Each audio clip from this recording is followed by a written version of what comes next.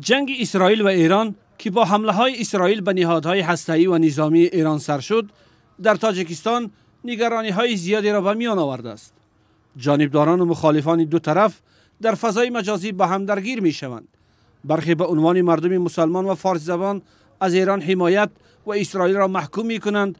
برخی دیگر می گویند ایران با برنامه مشکوک هسته‌ای و سرمایه گذاری به گروه های وحشت افکن در خاورمیانه زمینه گذاری جنگ شد. اما اکثریت امید می‌بندند که پیش راه گسترش این جنگ گرفته شود. با گفته سفیر تاجیکستان در ایران نظام الدین زاهدی، تا حالا 30 شهروند تاجیکستان از ایران برآورده شدند و 100 نفر دیگر منتظر انتقالند.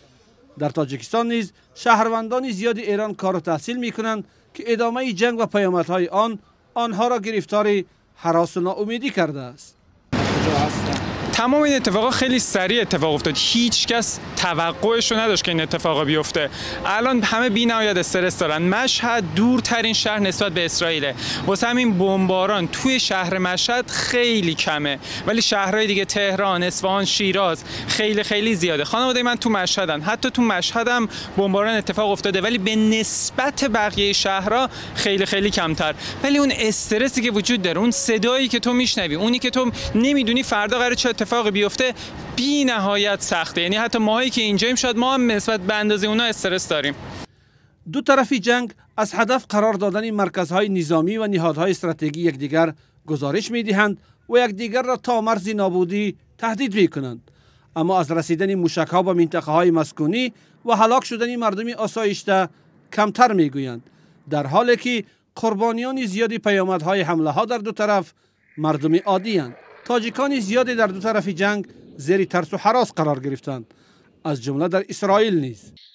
شرایط خیلی عجیب و غریب است، برای که من میخوانم بسیار درباره وقتی تهران رو حمله کردن دیگر شهرهای ایران رو.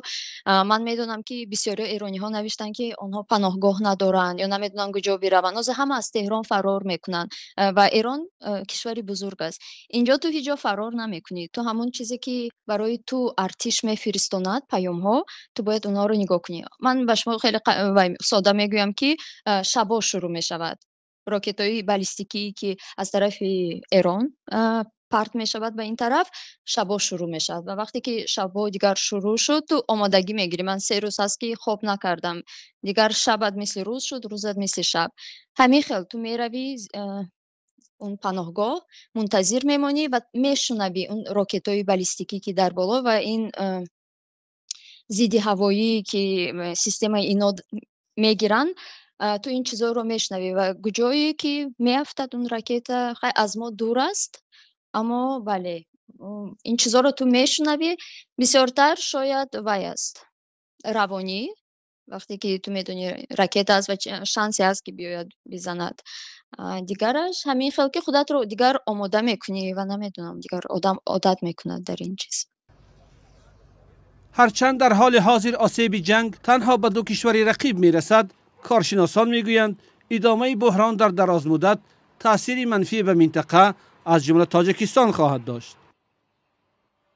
احتمال در این است که شاید در کشور ما نیز بعضی بازبینی‌ها نسبت به آمریکا و نسبت به آن کشورهایی که چنین شرایطی برای ایران ساختن پیدا شود. شاید یک اندازه عنصری مناسبتی نه آنقدر نسبت به اسرائیل هم پیدا شود، چون اون چیزی که مردم می‌بینند وقتی مردم روشنفکران و دیگر پژوهشگران می‌بینند البته باعث نگرانی است. ولی در عموم با در نظر داشت این که تاجیکستان و ایران یا ایران برای تاجیکستان شریک کلیدی به اصطلاح تجاری نیست، این شاید تجارت‌های ما و اقتصادی ما تأثیر کمتر داشته باشد، ولی از نگاه روانی حتما به مردم تأثیر خواهد داشت. پس از حمله اسرائیل به ایران در 13 ایون و آغاز جنگ موشکی این دو کشور، شرایط غیر انتظار برای مردم از جمله شهروندان خارجی که در این کشورها قرار دارند ایجاد شده است.